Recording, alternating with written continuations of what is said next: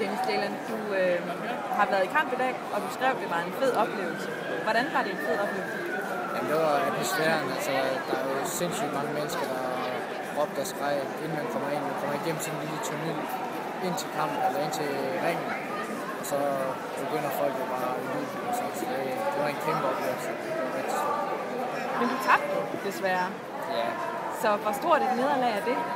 Jamen, det er ikke et så stort et nederlag. Det har været noget, hvis det har været en kamp, hvor jeg skulle vinde. Altså, jeg vil altid være en underdog til sådan en stor stævne som det her. Så jeg tog det meget køligt. Jeg var ikke engang nervøs eller noget, så jeg troede på, at jeg kunne vinde, men det gør det svært ikke den her gang. Men skulle vinde? Havde det ikke været godt at vinde? Det havde det 100%. Det er jo altid godt at vinde. Det er dejligt at vinde. Det hader at tabe, men jeg skal ikke prøve at hænge sig selv i det. Så hvad tænker du skal her de nærmeste dage? Lige nu der tænker jeg, at jeg skal slappe lidt af.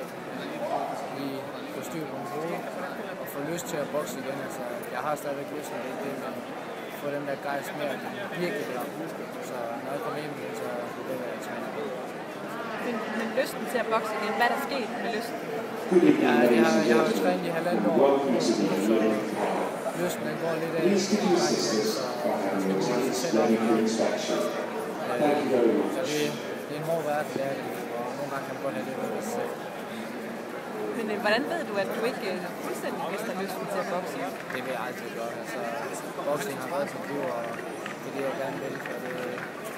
Jeg har ikke noget at falde tilbage på med skolemæssigt og sådan, så det er boksning, jeg gerne vil. Det er det, jeg Tak.